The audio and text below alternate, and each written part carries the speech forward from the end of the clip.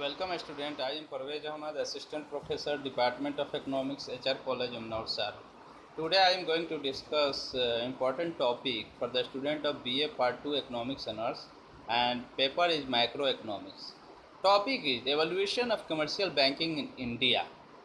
अब बात करते हैं कमर्शियल बैंक का जो विकास, उत्पत्ति या एक तरह से डेवलपमेंट जो हुआ उसको भारत में कैसे हुआ वो डिस्कस करना है। तो इसको हम दो पार्ट में बांट कर डिस्कस कर सकते हैं। पहले है प्री इंडिपेंडेंस और दूसरा है पोस्ट इंडिपेंडेंस, यानी कि बिफोर इंडिपेंडेंस और आफ्टर इंडिपेंडेंस, स्वतंत्रता के पहले और स्वतंत्रता के बाद जो कमर्शियल बैंकिंग है वो कैसे भारत में विकसित हुए या स्थापित हुए और क्या क्या घटनाएं हुए उसको डिस्कस करने के लिए हमें पहले आज़ादी से या स्वतंत्रता से पहले की जो बैंकिंग घटनाएं या विकास है उसको डिस्कस करना है। आज हम ये डिस्कस करते हैं स्वतंत्रता के पहले क्या क्या घटनाएं हुए कमर्शियल बैंक का स्थापना के लिए। तो पहले बात करते हैं कि जो आधुनिक भारत की बैंकिंग की शुरुआत जो हुई, सबसे पहले प्रेसिडेंसी बैंक जब स्थापित हुआ, द बैंक ऑफ बंगाल इन कोलकाता इन 1806, यानी कि 1806 में बैंक ऑफ बंगाल की स्थापना हुई कलकत्ता में और उसको प्रेसिडेंसी बैंक के नाम से भी जानते हैं। वो मॉडर्न व्यावसायिक बैंक के नाम से भी जाना जाता है।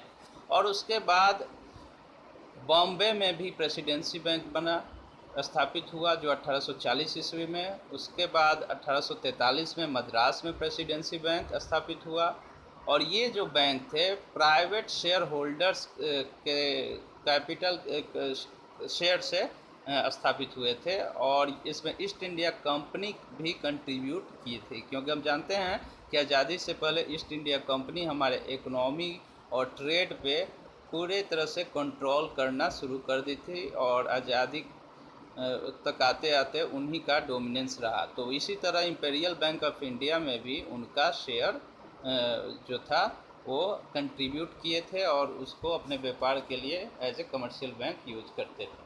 अब बात करते हैं कि शेयर होल्डर्स जो प्राइवेट थे वो मैक्सिमम यूरोप से बिलोंग करते थे, यूरोप से संबंधित थे, यानी यूरोपियन शेयर होल्डर का कंट्रीब्यूशन सबसे अधिक था शेयर में, ये इंपीरियल बैंक या प्रेसिडेंसी बैंक में। अब ये बैंक धीरे धीरे मोनोपोली हो दिया गया इन्हीं बैंक को, प्रेसिडेंसी बैंक को, कि जो भी सरकारी बैंकिंग फैसिलिटीज़ है वो सुविधा या वो फंक्शंस ये करेंगे। कौन? Presidency bank. जैसे bank of Bengal, bank of Bombay, bank of Madras, या इसको बाद में इंपीरियल बैंक के नाम से भी जाना गया 1921 में। तो अब बात करते हैं, these banks were given monopoly of government banking. After 1823, they were given the right of note issue. Presidency bank को 1823 के बाद उसको ये अधिकार दिया गया कि ये नोट इशू, नए नोट जारी कर सकते हैं और 1921 ईस्वी में ये जो प्रेसिडेंसी बैंक्स थे उनको इंपीरियल बैंक के रूप में नया नाम दिया गया 1921 में। यानी कि प्रेसिडेंसी बैंक जो तीन थे, bank of Bengal, bank of Bombay, bank of Madras, उसको एक सम्मिलित रूप में अमलगमेट किया गया, एक नया एक बैंक बना दिया गया जिसको इंपीरियल बैंक ऑफ इंडिया के नाम से जानते हैं। ये कब हुआ? 1921 में। और इसी बैंक को बाद में जब स्वतंत्र हुआ भारत, उसको SBI, state bank of India का नाम दिया गया 1955 में, क्योंकि इन तीनों बैंक को इंपीरियल बैंक के नाम हुआ। उसके बाद उसको राष्ट्रीयकरण हुआ 1955 में और उसका नाम दिया गया SBI, state bank of India, जो आज भारत का सबसे बड़ा कमर्शियल बैंक है, क्योंकि इसी से हमारे देश की गवर्नमेंट सेक्टर के कमर्शियल बैंक की बात करेंगे तो ये हर तरह से गांव-गांव में इसका ब्रांच खुल चुका है। तो अब बात करते हैं कमर्शियल बैंक। ये तो हो गया प्रेसिडेंसी बैंक के बाद इंपीरियल बैंक बना, उसके बाद आफ्टर इंडिपेंडेंस इसको SBI के नाम से जानते हैं, क्लियर हो गया। अब बात करते हैं कि आज़ादी से पहले अदर कौन कौन बैंक स्थापित हुए। 1865 ईस्वी में इलाहाबाद बैंक की स्थापना हुई। 1894 ईस्वी में पंजाब नेशनल बैंक की स्थापना हुई। उसके बाद एक स्वदेशी मूवमेंट चला देश में, तो उसमें बहुत सारे बैंक, स्वदेशी बैंक की स्थापना हुई 1906 से लेकर 1913 ईस्वी तक। उस उनके कुछ बैंकों के नाम इस प्रकार हैं। बैंक ऑफ इंडिया,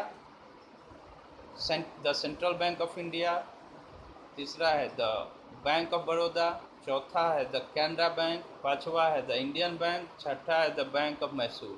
ये जो है स्वदेशी मूवमेंट के तहत ये बैंक 1906 से लेकर 1913 तक स्थापित हुए। अब क्या बैंकिंग में इंटर वार पीरियड, हम जानते हैं आज़ादी से पहले एक वार पीरियड भी रहा है जिसमें first world war, second world war, ये सब घटनाएं हुई। 1918 से 1939 के बीच major banking The major banking events of the interwar period were the amalgamation of three presidency banks into the Imperial Banks of India in 1921 and the establishment of the Reserve Bank of India in 1935 as the central bank of the country। यानी कि जो inter वार period था 1918 से लेकर 1939 के बीच में, first world वार और second world वार, और उसके बीच में आर्थिक मंदी भी, महामंदी भी, वैश्विक महामंदी हुई थी।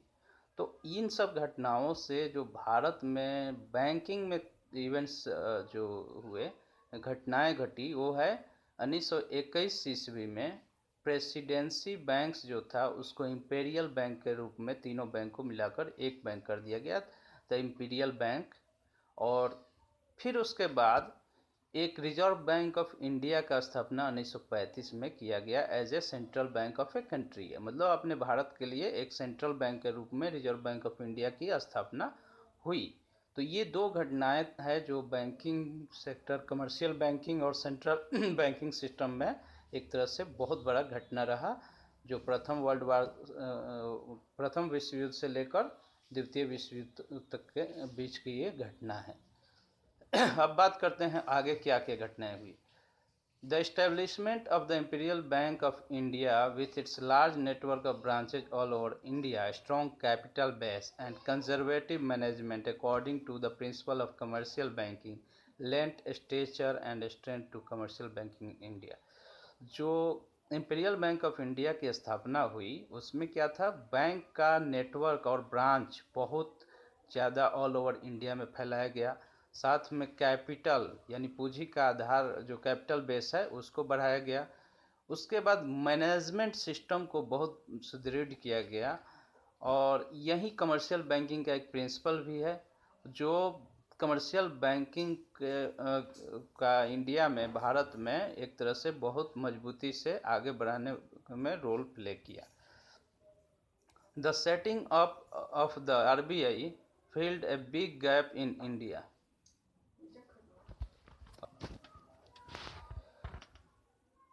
अब बात करते हैं जो आरबीआई की जो स्थापना हुई 1935 में, वो बहुत बड़ा एक जो गैप था बैंकिंग, कमर्शियल बैंकिंग को कंट्रोल करने में, उसको, वो गैप को फिलअप किया गया। ये जो था बहुत ही नेसेसरी है किसी भी बैंकिंग सिस्टम के लिए, कमर्शियल बैंकिंग सिस्टम के लिए, कि एक कंट्रोलर एक तरह से बैंकर्स बैंक और गवर्नमेंट्स बैंक कहलाए, यानी कि वो सारे बैंकों को कंट्रोल करने वाला कोई एक एपेक्स बैंकिंग हो, जो आरबीआई ने भारत को प्रदान किया, रिजर्व बैंक ऑफ इंडिया। उसके बाद क्या हुआ, When India became independent in 1947, it inherited an extremely weak banking structure।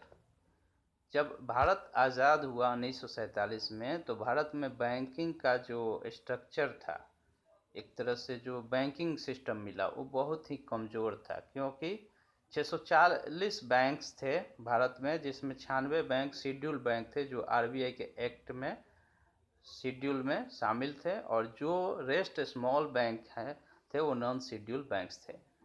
The banking facilities were heavily concentrated in metropolitan centers and port towns with a very high proportion of total advances going to trade. जो commercial banking system था आज़ादी के समय भारत में क्या था कि एक तरह से उसी सिटी में बैंकिंग फैसिलिटीज़ थी जो एक तरह से बहुत बड़े सिटी हो, मेट्रोपॉलिटन सेंटर्स हो, व्यापार का केंद्र कहा जाए जिसे, बड़े बड़े शहरों में ही स्थापित था। उसके ब्रांच रूरल एरियाज़ में रूरल डेवलपमेंट, एग्रीकल्चर डेवलपमेंट के लिए बहुत नाम मात्र का था, नेग्लिजिबल अमाउंट में था। और साथ में पोर्ट टाउन्स यानी जहाँ पे ट्रेड के लिए एयरपोर्ट हो, सी पोर्ट हो, जो भी हो, उस क्षेत्र में ही बैंकिंग फैसिलिटीज अवेलेबल था, जिसके वजह से वहाँ अदर रूरल डेवलपमेंट और एग्रीकल्चर डेवलपमेंट नहीं हो सका। और जो शेयर है जो एडवांसेस का, लोन का, वो मैक्सिमम ट्रेड के लिए ही दिए जाते थे लोन, ना कि अदर किसी कार्य के लिए। तो इसीलिए हम कह सकते हैं कि बैंकिंग सेक्टर का जो डेवलपमेंट है कमर्शियल बैंकिंग का प्री इंडिपेंडेंस बहुत मेजर इम्पोर्टेंट है उसका, क्योंकि हमें मिला प्रेसिडेंसी बैंक, और प्रेसिडेंसी बैंक बदल कर के इसमें चला गया, उसका नाम इम्पेरियल बैंक कर दिया गया 1921 में। और उसी को बाद में आज़ादी के बाद हमारे देश में स्टेट बैंक ऑफ इंडिया के नाम से नेशनलाइज कर दिया गया 1955 में। तो वो कमर्शियल बैंकिंग वहाँ से शुरू होकर आज तक चल रहे हैं। और उसके बीच में Allahabad bank, Punjab national bank और बैंक ऑफ इंडिया, उसके अलावा bank of Baroda, central bank of India, bank of Mysore, Indian bank आदि का स्थापना हुआ। और 1935 में रिजर्व बैंक को स्थापित कर दिया गया। और धीरे धीरे हमारे यहाँ बैंकिंग सिस्टम कमर्शियल बैंक आज बहुत अच्छा से अपना रोल प्ले कर रहा है इकोनॉमी में, आज़ादी के बाद भी। लेकिन आफ्टर इंडिपेंडेंस जो बैंकिंग डेवलपमेंट हैं, कमर्शियल बैंकिंग से संबंधित डेवलपमेंट, वो कल हम डिस्कस करेंगे। Thank you.